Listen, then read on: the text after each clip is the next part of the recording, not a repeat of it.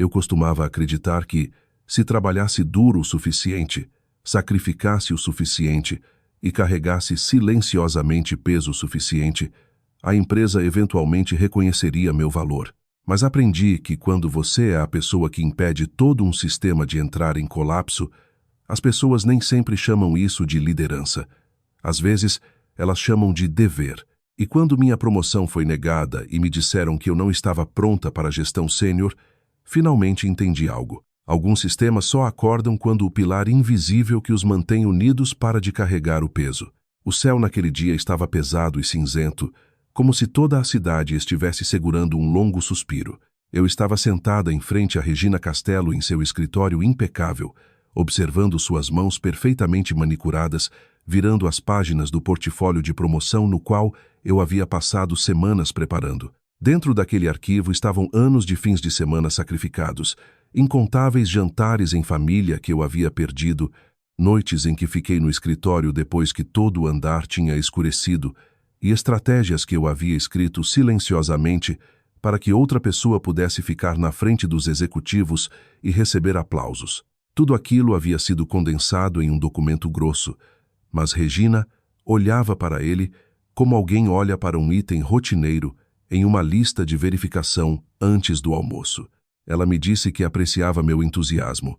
Sua voz era suave, educada, profissional e distante o suficiente para que eu quase ouvisse a porta se fechando na minha frente. Então ela disse que, após uma revisão cuidadosa, acreditava que meu trabalho havia sido adequado, mas eu não estava pronta para a gestão sênior. A palavra adequada caiu entre nós como uma pedra. Eu havia mantido os maiores scores de satisfação de clientes do departamento. Eu havia salvado a conta Monteiro quando todo mundo praticamente havia desistido dela. Eu não havia tirado um fim de semana completo para mim em anos. Mas em vez de dizer qualquer uma dessas coisas, eu sorri. Eu assenti. Usando a expressão calma que eu havia aperfeiçoado na vida corporativa, eu disse que entendia e agradeci pelo feedback. Regina pareceu aliviada por eu não argumentar. Ela olhou para o relógio e imediatamente passou para a proposta Ventura Global, que precisava de métricas adicionais naquele dia. Quando eu me levantei para recolher minhas coisas, ela já havia voltado para seus e-mails. A maior decepção profissional da minha carreira havia sido arquivada como uma nota administrativa menor. Eu saí do escritório de Regina e passei pela sala de canto que poderia ter sido minha. A porta de vidro, a vista da cidade, a faixa vazia de parede onde uma nova placa de nome poderia ter ido. Por um breve momento, eu imaginei meu nome lá, Lorena Vasconcelos, não porque eu precisasse de um belo escritório, mas porque depois de tudo que eu havia feito, eu achava que merecia um lugar que me reconhecesse apropriadamente. Mas naquele mesmo momento, eu entendi outra coisa. Aos olhos deles, eu não era liderança. Eu era a pessoa que resolvia problemas, preparava documentos, lembrava de todo o fluxo de trabalho e ficava até tarde para que pela manhã toda a crise parecesse como se nunca tivesse acontecido. Eu desci para o estacionamento e sentei no meu carro sem ligar o motor. No espelho retrovisor, meu rosto parecia estranhamente calmo. Eu havia esperado lágrimas.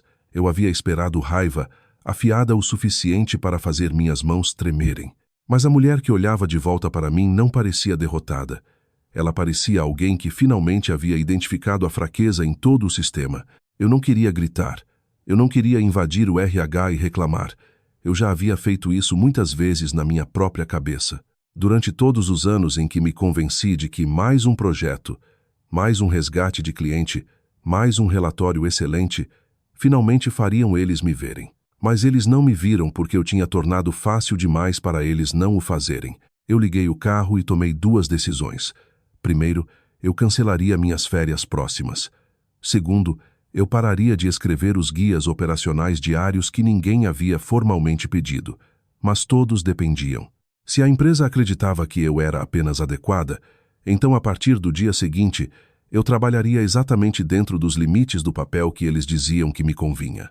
Naquela noite, eu abri meu laptop pessoal e cancelei a reserva da pequena cabana que eu havia planejado para mim e Lara, a primeira folga real que teríamos em muito tempo. Eu observei a confirmação de cancelamento aparecer na tela e não senti o tipo de arrependimento que esperava. Parte de mim doía porque mais uma vez o trabalho havia se intrometido na vida que minha filha e eu deveríamos compartilhar. Mas dessa vez era diferente. Eu não estava cancelando férias para salvar a empresa. Eu estava cancelando para estar presente quando a empresa finalmente descobrisse o que acontecia sem o trabalho que nunca havia valorizado adequadamente. Eu também abri a pasta que continha meus guias operacionais diários. Por anos, toda manhã, eu havia preparado notas de briefing para Regina antes de sua reunião de gestão. Eu resumia cada cliente, cada risco de contrato, cada gargalo de projeto e até as respostas que ela poderia precisar se os executivos fizessem perguntas mais profundas. Toda noite, eu enviava atualizações detalhadas para a equipe, completas o suficiente para todos acreditarem que ainda tinham controle. Ninguém oficialmente me pediu para fazer isso, mas sempre que eu não fazia, as pessoas ficavam confusas. Então eu continuei. Eu transformei minha iniciativa em uma muleta para todo o departamento. Naquela noite, eu não escrevi nada. Eu sentei em frente à tela em branco, sentindo como se tivesse colocado no chão algo pesado que eu havia carregado por tempo demais. Eu me perguntava por que as mulheres no ambiente de trabalho são tão frequentemente elogiadas por serem atenciosas, leais e preparadas, apenas para essas mesmas qualidades serem usadas para mantê-las atrás dos outros. Se minha história lembra você de um momento em que você foi subestimado, mesmo sendo a pessoa que impedia tudo de desmoronar, comente um para eu saber que você também esteve lá. Na manhã seguinte, eu não chegaria cedo, eu não prepararia para ninguém, e eu não seria mais invisível. Meu nome é Lorena Vasconcelos. Antes daquele dia, se você perguntasse a qualquer pessoa na Horizonte Soluções quem era a pessoa mais confiável do departamento, eles provavelmente não diriam meu nome primeiro. Eles nomeariam a pessoa que falava mais nas reuniões, a pessoa que aparecia em briefings executivos, a pessoa com voz confiante o suficiente para transformar o trabalho de outra pessoa em sua própria conquista. Mas se você perguntasse quem sabia onde as senhas de backup eram guardadas, qual cliente precisava de uma ligação antes de ficar bravo, ou qual fluxo de trabalho poderia quebrar por causa de um arquivo de dados faltando, eventualmente todos os dedos apontariam para mim. Eu sempre fui sistemática por natureza. Crescer com 4 irmãos mais novos me ensinou a identificar problemas antes que eles se tornassem desastres. Eu sabia qual criança estava prestes a ficar doente antes de minha mãe notar. Eu sabia qual conta estava perto de vencer. Eu sabia que tipo de silêncio na casa significava que uma discussão estava chegando. Essa habilidade me seguiu para a vida profissional, onde se tornou tanto a coisa que me tornava valiosa quanto a coisa que me prendia. Quando entrei na Horizonte Soluções anos antes, meu departamento parecia uma sala depois de uma tempestade. O líder anterior da equipe havia saído abruptamente após um conflito com a gestão, levando quase todo o conhecimento procedural com ele. Não havia notas de transição, nenhuma documentação de processos e até alguns sistemas críticos que ninguém sabia como acessar adequadamente. Os clientes estavam perdendo a paciência, os colegas estavam confusos e Regina, que havia assumido recentemente o papel de gestão, claramente não tinha a intenção de entrar nos destroços ela mesma. Eu entrei. Nos primeiros 3 meses, eu fiquei até tarde reconstruindo fluxos de trabalho, decodificando planilhas, traçando históricos de clientes e pesquisando em e-mails antigos. Eu criei documentação, índices, arquivos codificados por cor, notas de risco e uma estrutura forte o suficiente para todos os outros se apoiarem. O problema foi que uma vez que o sistema funcionava suavemente, eles esqueceram quem o havia construído. Na manhã, após a reunião de promoção fracassada, eu cheguei ao escritório exatamente às 9, não às 7h30 como de costume, não às 8h45 para preparar um pouco, exatamente às 9, como meu contrato de emprego estabelecia. Andar pela porta no mesmo horário que outras pessoas consideravam normal parecia quase rebelde para mim. A mesa de recepção estava iluminada, a máquina de café estava funcionando e tudo parecia o mesmo de sempre. Eu era a única coisa que havia mudado. Eu sentei na minha mesa, abri minha caixa de entrada e respondi apenas os e-mails endereçados diretamente a mim. As longas cadeias de e-mails onde as pessoas me copiavam, esperando que eu automaticamente interviesse e resolvesse o problema, permaneceram intocadas. As mensagens formuladas como perguntas, mas realmente pedindo que eu resgatasse uma situação, receberam respostas limitadas às minhas responsabilidades reais. Quando um problema com o fornecedor surgiu, eu encaminhei para o procurement, onde deveria ter ido desde o início. Perto do almoço, Tiago, do departamento de contabilidade, apareceu ao lado da minha mesa com uma expressão confusa. Ele perguntou se eu havia visto o thread de e-mail sobre o conflito de agendamento na conta Monteiro. Eu disse, sim. Ele esperou eu continuar, do jeito que eu sempre havia feito antes, quando eu suspiraria, abriria o agendamento, ligaria para 3 partes diferentes, ajustaria o cronograma e enviaria uma solução limpa antes que alguém pudesse entrar em pânico completo. Mas dessa vez eu voltei para minha tela e continuei meu próprio trabalho. Tiago perguntou se eu poderia lidar com isso do jeito que eu usualmente fazia. Eu sorri e disse que pertencia ao procurement, e eu já havia encaminhado para a Rebeca. Se você já se encontrou fazendo muito mais do que era pago para fazer simplesmente porque ninguém mais assumia a responsabilidade, curta este vídeo.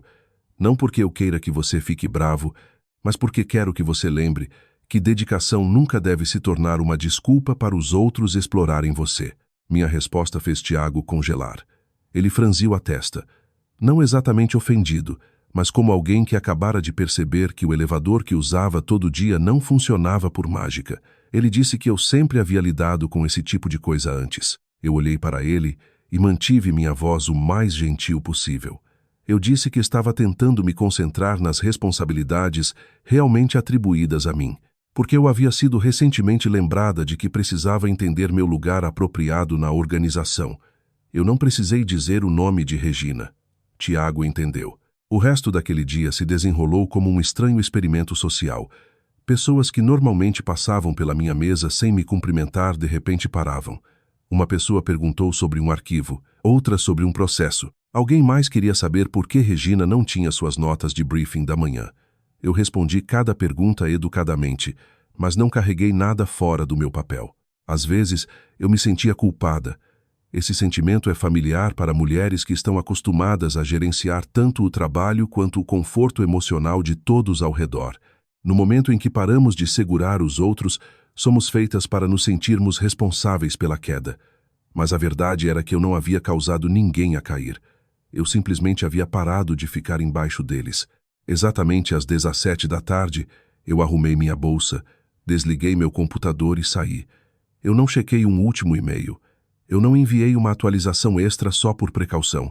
Eu não levei meu laptop para casa fingindo que só abriria por 10 minutos. Enquanto as portas do elevador se fechavam, eu vi meu reflexo no metal fosco. Eu não parecia a mulher no estacionamento do dia anterior. Eu não havia ganhado nada ainda, mas havia começado a retomar o controle do meu próprio tempo naquela noite. Meu telefone de trabalho vibrava continuamente no balcão da cozinha. A tela acendia, escurecia, depois acendia novamente, como uma criança negligenciada tentando ser notada. Eu olhei para ele por um momento, depois o virei para baixo. Lara estava ao meu lado com as mangas arregaçadas, farinha nas bochechas enquanto misturávamos massa de biscoitos de chocolate. Eu havia prometido assar com ela por muito tempo, mas sempre havia uma ligação, um relatório, uma proposta ou algum problema urgente que vinha primeiro. Naquela noite, pela primeira vez em meses, nada foi permitido se intrometer entre nós. Lara perguntou por que eu estava em casa cedo. Sua pergunta me parou. Uma criança não deveria ter que experimentar sua mãe chegando em casa no horário como uma ocasião especial. Eu queria contar a ela que minha promoção havia sido negada. Eu queria contar que eu havia percebido que minha empresa estava corroendo minha vida. Mas ela ainda era uma criança, e eu não queria entregar amargura a ela cedo demais. Então eu simplesmente disse que havia percebido que meu tempo era valioso e queria passar mais dele com ela. Lara sorriu tão brilhantemente que fez meu peito doer. Ela perguntou se poderíamos fazer algo juntos novamente no dia seguinte. Eu disse a ela absolutamente. Ao dizer a palavra, eu senti uma pequena dor dentro de mim porque percebi quantas vezes eu havia dito a ela outro dia. O trabalho havia me treinado para responder às necessidades dos clientes em minutos, mas me feito atrasar para minha própria filha. O telefone continuou vibrando. Eu não atendi. Naquela noite, assamos biscoitos tortos, rimos dos que tinham bordas queimadas, e eu senti um tipo de paz que não havia me permitido pedir em anos. Na manhã seguinte, as rachaduras se tornaram visíveis. O cliente Ventura Global, um grande cliente que valia milhões em receita anual, solicitou mudanças urgentes em seu plano de implementação. Essas não eram edições simples em uma planilha. O sistema deles envolvia customizações especiais, dependências técnicas complicadas e uma cadeia de compromissos que eu havia acompanhado desde o início. Eu entendia por que havia construído aquele relacionamento do nada, ficado até tarde para reuniões no fuso horário deles no exterior, estudado a indústria deles e lembrado preocupações que eles nem haviam escrito nos requisitos formais ainda. Regina não entendia. Ela havia participado de algumas reuniões do Ventura Global, principalmente quando era útil aparecer na frente dos executivos. Ela sabia como falar sobre estratégia, mas não conhecia o esqueleto operacional por baixo. Por volta do meio da manhã, ela apareceu na minha mesa e perguntou onde estavam as notas de processo para as customizações do Ventura. Eu disse a ela que estavam no Drive compartilhado, sob implementações de clientes, exatamente onde eu havia mencionado na reunião do departamento no mês anterior. Ela abriu a pasta, olhou para centenas de arquivos e seu rosto se tensionou. Ela perguntou qual arquivo especificamente. Eu mostrei o documento mestre, um guia longo organizado por módulo, com índice, abas e notas de risco. Era o tipo de documentação que qualquer um que tivesse interesse genuíno no meu trabalho teria sabido que existia. Regina encarou como se fosse uma parede alta demais para escalar. Então, ela perguntou se eu poderia simplesmente lidar com o problema diretamente. Eu disse que podia, mas tinha o relatório de conformidade trimestral aquela tarde, e ele tinha que ser submetido aos reguladores no prazo. Se você quer mais histórias sobre reclamar sua posição no trabalho sem perder a compostura, inscreva-se no canal agora. Às vezes, a lição mais poderosa não está em lutar alto, mas em permitir. Regina não respondeu imediatamente. Ela olhou para mim como se eu tivesse dito algo irracional, quando na realidade eu havia apenas repetido o cronograma de trabalho que já havia sido atribuído. O relatório de conformidade não podia simplesmente ser adiado para o dia seguinte. O problema do Ventura não podia esperar muito também. Por anos, a solução sempre havia sido eu esticar meu dia de trabalho até que ele pudesse conter ambos. Eu escreveria o relatório durante o almoço, lidaria com o cliente à tarde, então ficaria até tarde da noite para terminar o que restasse. Na manhã seguinte, Regina entraria em uma reunião e diria: minha equipe lidou muito bem com isso, mas naquele dia eu não me ofereci para ficar até tarde. Eu não disse: deixe-me ver o que posso fazer. Eu simplesmente perguntei se ela queria que eu remarcasse o trabalho de conformidade, enquanto a lembrava que ele era devido até o final do dia. Regina saiu sem tomar uma decisão, seus saltos batendo no chão do corredor mais forte que o necessário. Eu a observei ir, e não senti a satisfação que pensei que sentiria. Em vez disso, eu senti algo mais claro pela primeira vez. Ela tinha que sentir o peso das escolhas que eu sempre havia carregado silenciosamente para ela. Naquela noite, eu desliguei todas as notificações de trabalho e levei Lara ao parque. Ela sentou nos balanços, seu cabelo voando no vento, sua risada carregando pelo playground. Eu sentei em um banco, meu telefone pessoal silencioso ao lado, e pela primeira vez em anos minha mente não estava dividida entre minha filha e uma crise do escritório. Quando chegamos em casa, eu chequei meu telefone de trabalho uma vez. 79 chamadas perdidas. Mensagens de voz variando de confusas a furiosas. Ventura estava ameaçando sair. 3 sistemas haviam desenvolvido problemas. O relatório de conformidade ainda estava incompleto. Eu coloquei o telefone no lugar e dormi mais profundamente do que havia dormido em anos. Na manhã seguinte, eu cheguei novamente exatamente às 9:00. A atmosfera no escritório havia mudado completamente. O corredor, geralmente calmo, estava cheio de passos apressados. Pessoas corriam de uma sala para outra, segurando laptops, seus rostos tensos de estresse.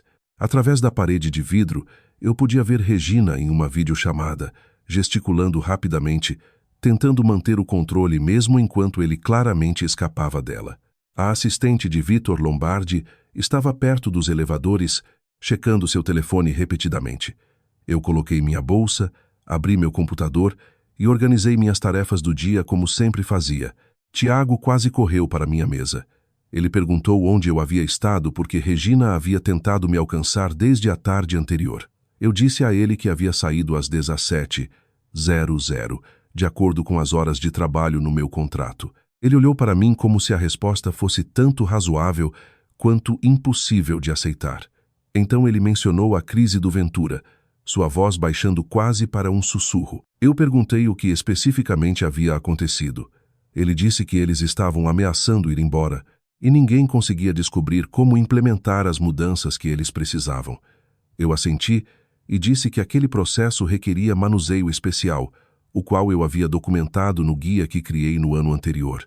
Tiago quase deixou escapar que ninguém conseguia entender minha documentação sem eu explicar.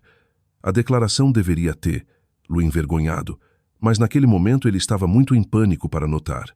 Antes que eu pudesse responder, a assistente de Regina apareceu e disse que havia uma reunião de emergência. Eu peguei um caderno e caneta, então andei em um ritmo normal. Dentro da sala de conferência, Regina estava sentada ao lado de Vitor, pastas espalhadas pela mesa. A expressão de Vitor mostrava alívio aberto quando me viu. Ele disse que eles precisavam da minha ajuda com a situação do Ventura. Eu sentei, abri meu caderno e calmamente perguntei como eu poderia auxiliar. Regina não tinha mais paciência para a linguagem educada. Ela olhou para mim, sua voz baixa e dura, e perguntou o que seria necessário para eu resolver a situação. Então ela disse que a promoção era minha. Apenas um dia antes, eu não estava pronta. Agora, no meio de uma crise que ninguém mais conseguia resolver, eu havia subitamente me tornado qualificada. Eu inclinei a cabeça e olhei para ela sem mostrar emoção demais. Há momentos na vida em que você quer rir, não porque algo é engraçado, mas porque a ironia é óbvia demais. Eu disse a ela que a oferta era generosa, mas eu havia sido contatada por um concorrente. Eles haviam me oferecido uma posição de gestão sênior com um aumento substancial de salário. Aparentemente, havia uma empresa que acreditava que eu era qualificada. A sala ficou silenciosa imediatamente. Os olhos de Vitor se arregalaram, enquanto Regina estreitava os dela como se eu a tivesse traído, mesmo que ela fosse a que havia fechado a porta na minha cara primeiro. Vitor perguntou se eu estava saindo e quando. Eu disse que ainda não havia aceitado a oferta deles porque estava considerando minhas opções. Ele imediatamente me disse para nomear meu número e a empresa igualaria. Eu sorri, mas por dentro o problema era claro. Não era apenas sobre dinheiro. Se fosse só sobre dinheiro, eu teria pedido há muito tempo. O que eu precisava era reconhecimento real. Respeito que não aparecesse apenas quando o sistema estivesse em chamas. E uma oportunidade de usar as estratégias que eu havia construído, em vez de ficar para sempre atrás da visão de outra pessoa. Regina interrompeu e disse que o cliente Ventura havia pedido por mim pelo nome. Eu respondi que vários outros clientes haviam feito o mesmo no último mês. Então eu tirei um envelope da minha bolsa e o coloquei na mesa. Era meu aviso prévio de 2 semanas. Regina estendeu a mão para o envelope. Mas Vitor foi mais rápido. Ele abriu, leu o conteúdo, então o fechou com uma expressão que havia mudado completamente. Ele disse que isso não seria necessário e pediu para falar comigo em particular em seu escritório. Enquanto eu me levantava para segui-lo, Regina permaneceu sentada, ambas as mãos cerradas contra a mesa polida. Eu não olhei para trás por muito tempo, não porque eu não me importasse, mas porque pela primeira vez em anos, o centro emocional da sala não era mais Regina. O escritório de Vitor ficava no canto do andar superior. Minimalista, mas inconfundivelmente poderoso. Uma parede continha prêmios da indústria, enquanto a outra se abria para uma ampla vista de vidro da cidade. Ele me pediu para sentar. Então disse que havia observado minhas contribuições por algum tempo, embora aparentemente não perto o suficiente. Eu não respondi. Em negociações importantes, o silêncio às vezes pode forçar as pessoas a ouvir o que acabaram de dizer. Vitor admitiu que a situação com Regina o preocupava. Ele disse que era a primeira vez que ouvia que minha promoção havia sido negada e perguntou por que eu não havia ido diretamente a ele. Eu respondi, simplesmente cadeia de comando. Regina era minha supervisora direta e contorná-la teria sido considerado inapropriado. Vitor assentiu e disse que o processo era admirável, embora talvez mal colocado nesse caso. Então ele perguntou honestamente o que seria necessário para me manter. Eu escolhi minhas palavras com cuidado. Eu disse que precisava que a empresa reconhecesse minhas contribuições reais, me compensasse apropriadamente e me desse uma posição com autoridade para projetar e implementar estratégia operacional em vez de apenas remendar sistemas quebrados. Vitor escutou mais tempo do que Regina jamais havia escutado em qualquer revisão de desempenho. Vitor se recostou, pensou por um momento e disse que criaria uma nova posição, diretora de sistemas operacionais, reportando diretamente a ele. O salário seria o dobro do meu atual. Eu teria flexibilidade remota 3 dias por semana. Eu teria autoridade para projetar fluxos de trabalho interdepartamentais e intervir em estruturas operacionais onde necessário. Ele disse que o cargo era meu se eu quisesse. A oferta deveria ter me feito aceitar imediatamente. Meses antes, eu poderia ter chorado sabendo que finalmente havia sido vista. Mas depois de tudo que havia acontecido, eu não era mais a mulher que se sentia grata simplesmente por ser convidada para a sala. Eu não respondi imediatamente. E isso surpreendeu Vitor. Ele perguntou se a oferta não era suficiente. Eu disse que era generosa, mas precisava ser clara que não estava usando a oferta do concorrente como alavanca falsa. A outra empresa realmente estava esperando minha decisão. Vitor perguntou o que eles poderiam oferecer que a Horizonte Soluções não pudesse igualar ou exceder. Eu respondi, um recomeço fresco. Essa era a verdade mais pura. Um novo lugar significava sem história de ser ignorada. Sem colegas que me chamavam quando o trabalho precisava ser resgatado, mas esqueciam de me incluir em reuniões estratégicas. Sem gerente que havia me declarado não qualificada porque precisava que eu permanecesse em um papel de suporte. Vitor não negou. Ele apenas disse que aqui eu havia construído sistemas que entendia profundamente, clientes que confiavam em mim, e uma base que me permitiria criar mudança mais rápido. Começar em outro lugar significaria reconstruir do zero. Ele estava certo, mas estar certo não tornava a decisão fácil. Eu disse a ele que precisava de tempo para pensar. Vitor me deu o fim de semana, mas pediu que eu estabilizasse a situação do Ventura antes de tomar minha decisão final. Eu concordei. Quando eu voltei para minha mesa, o e-mail de Vitor já estava na minha caixa de entrada. A oferta estava escrita claramente, não apenas falada no pânico de uma crise. Eu li o número do salário 2 vezes. O número não era apenas muito acima da minha renda atual. Era a prova fria de que a empresa sempre havia sido capaz de pagar meu valor. Eles simplesmente não haviam sentido a necessidade de fazê-lo enquanto eu silenciosamente aceitava menos. Eu preparei os materiais para a chamada global do Ventura. A equipe deles entrou na reunião tensa, mas suas vozes suavizaram notavelmente quando me viram. Isso me deixou orgulhosa, mas também triste. Um cliente externo havia reconhecido meu valor mais rápido que minha própria empresa. Eles explicaram seu pedido de customizações, que normalmente levariam semanas agora, precisavam ser implementadas em dias, ou o cronograma de expansão deles seria afetado. Eu não fiz promessas descuidadas para acalmá-los. Eu separei as necessidades deles em níveis de prioridade.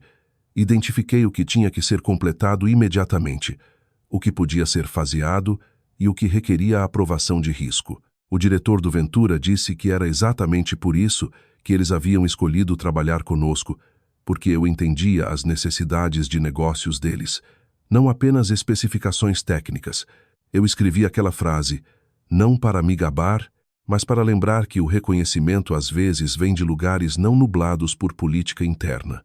Após a chamada, eu redigi instruções claras de implementação e enviei para a equipe de execução. Diferente de antes, eu não assumi tudo eu mesma. Eu atribuí cada sessão, estabeleci pontos de revisão e declarei exatamente quando eles deveriam vir a mim com perguntas. Isso era liderança real. Não fazer o trabalho de todo mundo, mas fazer o sistema funcionar melhor sem depender de uma pessoa exausta. Exatamente às 14 da tarde, eu bati na porta de Regina. Ela parecia diferente do usual. O rosto cuidadosamente controlado ainda estava lá, mas as sombras sob os olhos e a rigidez nos ombros me disseram que ela mal havia dormido. Ela me disse para fechar a porta e sentar. Um silêncio passou entre nós, grosso o suficiente para eu ouvir o ar-condicionado acima. Regina disse que sabia que Vitor havia me oferecido a nova posição. Ela não fingiu estar feliz. E, estranhamente, eu respeitei isso mais do que uma felicitação falsa. Ela disse que entendia por que ele havia feito isso, porque eu era valiosa para a empresa. Eu esperei. O instinto me disse que havia algo mais difícil atrás daquela frase de abertura. Finalmente, ela disse que me devia um pedido de desculpas. Cada palavra parecia difícil para ela empurrar para fora. Ela admitiu que havia confiado na minha competência sem reconhecer ou recompensar adequadamente. Eu olhei para ela por um momento e perguntei o que eu realmente queria saber quando ela disse que eu não era qualificada para a gestão sênior. O que especificamente ela acreditava que eu faltava? Regina se mexeu na cadeira. Ela disse que eu era mais técnica, mais uma solucionadora de problemas por trás das cenas.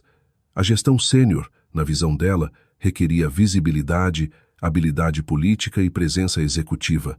Eu escutei e senti anos do meu trabalho sendo reduzidos a um velho viés. Eu perguntei se, em outras palavras, eu fazia o trabalho para que outros pudessem ficar no holofote. Ela disse que eu estava simplificando demais. Eu não achava. Eu a lembrei da estratégia que ganhou o contrato Ventura, a iniciativa de retenção de clientes que salvou contas principais e os documentos que outros haviam apresentado, mas eu havia criado. Eu disse a ela que não faltavam qualidades de liderança em mim. Eu simplesmente havia permitido que outros ficassem sobre meus ombros por tempo demais. Regina ficou silenciosa. Pela primeira vez em muito tempo, ela não tinha uma resposta polida. Eu não disse aquelas coisas para humilhá-la. Eu não levantei minha voz nem afiei meu tom. Minha calma tornou a sala mais pesada. Algumas verdades se tornam mais difíceis de negar quando são ditas sem raiva. Ela perguntou se eu ia aceitar a oferta de Vítor. Eu disse que ainda não havia decidido. Ela olhou para sua mesa e disse que se eu ficasse, as coisas entre nós seriam diferentes. Eu respondi que sim, seriam. O fim de semana chegou como uma pausa necessária. No sábado, eu levei Lara ao Museu de Ciências, algo que eu havia prometido a ela muitas vezes e adiado com a mesma frequência. Ela corria de exposição em exposição, seus olhos brilhando com os modelos de planetas e experimentos de luz. Eu andava atrás dela, feliz e doendo ao mesmo tempo. Quantos momentos como esse eu havia perdido apenas para preparar materiais que permitiam que outra pessoa brilhasse. No domingo, eu liguei para minha irmã. Eu contei toda a história, desde a rejeição de Regina até a oferta de Vítor e o convite do concorrente. Ela perguntou o que meu instinto estava me dizendo. Eu disse que havia crescido além da caixa em que eles haviam me colocado, mas não sabia se a nova oferta era uma porta real ou apenas uma caixa maior e mais macia. Ela perguntou se eu ainda reportaria a Regina. Eu disse que não, diretamente a Vítor. Então ela perguntou o que aconteceria com Regina. Aquela pergunta me deixou quieta. Vítor não havia dito diretamente, mas eu entendia que a posição de Regina seria reconsiderada. Minha irmã disse que minha escolha não era apenas entre ficar e sair. Era também entre um recomeço fresco e uma promoção que poderia ser vista como retaliação. Eu percebi que precisava ter certeza de que minha decisão não era impulsionada pelo desejo de ver Regina derrubada. Eu tinha que ser mais honesta comigo mesma do que queria ser. Parte de mim, a parte exausta e ferida, realmente queria ver Regina enfrentar consequências. Eu queria que ela entendesse como era ser subestimada. Eu queria que ela admitisse que havia ficado firme por anos porque eu havia segurado silenciosamente tudo por trás dela. Mas quando aquele sentimento se assentou, eu percebi que não era o que eu realmente queria construir. Se meu primeiro ato de liderança fosse remover alguém, a história poderia ser distorcida em vingança pessoal. Mais importante, não consertaria a doença real da empresa. Na segunda-feira de manhã, eu cheguei ao escritório às 7h30, meu horário antigo de início. Dessa vez, eu não estava lá para preparar notas para Regina. Eu vim cedo porque havia tomado minha decisão e queria falar com Vítor antes que o dia puxasse todo mundo para reuniões. Sua assistente ainda não havia chegado, mas a porta dele estava aberta. Vítor olhou para cima, ligeiramente surpreso de me ver. Eu disse a ele que aceitaria sua oferta com 2 condições. Ele levantou as sobrancelhas e me disse para continuar. A primeira condição era que eu queria construir minha própria equipe com autoridade total de contratação para 3 posições que eu acreditava serem essenciais. Vítor assentiu imediatamente e disse que era razoável. A segunda condição era que Regina permanecesse em sua posição atual. Dessa vez, ele ficou verdadeiramente surpreso. Ele perguntou por quê. Depois do jeito que ela havia me tratado, eu disse que substituir Regina não resolveria os problemas estruturais de como o departamento funcionava. Eu também não queria que meu primeiro ato como líder fosse interpretado como vingança. Vítor olhou para mim por um longo momento. Então disse que a escolha era inesperada e politicamente astuta. Eu respondi que havia aprendido algumas coisas de ficar nas laterais por tempo demais. Vitor aceitou ambas as condições.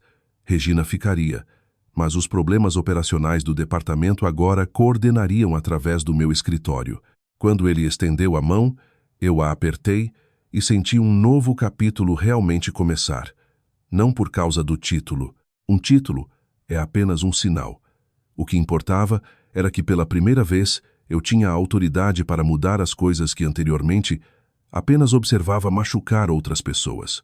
O e-mail para toda a empresa saiu tarde naquela manhã, anunciando minha nova posição e responsabilidades expandidas. Minha caixa de entrada imediatamente se encheu de parabéns, pedidos de reuniões e algumas mensagens que pareciam amigáveis demais de pessoas que raramente me cumprimentavam no corredor antes. Tiago parou na minha mesa parecendo um pouco envergonhado. Ele perguntou se eu agora era chefe dele. Eu disse tecnicamente sim, então perguntei se isso seria um problema. Ele balançou a cabeça rapidamente e disse que honestamente eu sempre havia sido a pessoa que sabia o que estava acontecendo de qualquer jeito. Aquela frase me fez sorrir, mas também me fez pensar. Quantas mulheres sempre foram a pessoa que sabia o que estava acontecendo sem nunca receber a autoridade formal? Quantas pessoas são chamadas de confiáveis em vez de estratégicas? Trabalhadoras em vez de material de liderança? Úteis em vez de excepcionais? Ao longo do dia, colegas que uma vez me trataram como parte da mobília do escritório, de repente encontravam razões para se apresentar. As assistentes administrativas, as pessoas que sempre haviam sido gentis comigo, sorriam de um jeito muito diferente. Elas entendiam mais que qualquer um. Elas sabiam que o trabalho invisível era o que mantinha uma organização de pé. E elas sabiam que quando uma pessoa invisível finalmente era chamada por seu nome legítimo, muitas outras ganhavam esperança também. Regina me evitou pela maior parte do dia. Tarde da tarde, ela apareceu ao lado da minha mesa com uma pasta. Ela disse que era o documento de estratégia trimestral, e como o planejamento operacional agora caía sob meu escopo, eu precisaria apresentá-lo na reunião executiva do dia seguinte. Sua voz estava rígida, mas a velha negação havia ido embora. Eu aceitei a pasta e disse que revisaria naquela noite. Ela se virou para sair, então parou. Após um momento, ela disse que não havia se oposto à minha promoção porque achava que eu era incapaz. Ela havia feito isso porque não podia se dar ao luxo de me perder de sua equipe. Era provavelmente a coisa mais honesta que ela já havia me dito. Eu olhei para ela e respondi que esse era o problema fundamental. Uma boa gerente desenvolve suas pessoas, mesmo quando isso significa deixá-las seguir em frente. Regina deu um aceno afiado e foi embora. Eu não sabia se aquela conversa nos tornava aliadas. Provavelmente não, mas criou um novo limite. Eu não seria mais um ativo mantido no escuro porque alguém achava conveniente. Naquela noite, eu fiquei até tarde, mas não do jeito antigo. Eu não estava apagando incêndios para outra pessoa. Eu estava reorganizando meu espaço de trabalho para o novo cargo, delineando a estrutura da equipe, identificando contratações necessárias e projetando programas de treinamento interno. Vitor parou ao passar na saída e perguntou por que eu não estava celebrando. Eu disse que celebraria no fim de semana, mas agora eu estava planejando. Ele perguntou o que eu estava planejando. Eu entreguei a ele uma proposta que eu havia desenvolvido silenciosamente ao longo de 2 anos. Um sistema para identificar talentos internos, construir caminhos de sucessão e reconhecer trabalho invisível antes que as pessoas que o faziam se queimassem. Vitor folheou as páginas, então olhou para mim como se finalmente entendesse o que quase havia perdido. 3 meses depois, a transformação já era real. Minha nova equipe incluía uma brilhante analista de sistemas que havia sido enterrada no suporte de tecnologia e uma desenvolvedora de processos que havia sido mal escalada como assistente administrativa. Juntas, nós otimizamos operações através de múltiplos departamentos, reduzindo significativamente as horas extras enquanto as métricas de produtividade melhoravam. O que me deixava mais orgulhosa não eram os gráficos limpos nas reuniões executivas. Era que as pessoas estavam começando a sair do trabalho no horário sem se sentir culpadas. Regina e eu construímos um relacionamento profissional de trabalho, não exatamente amigável, mas respeitoso.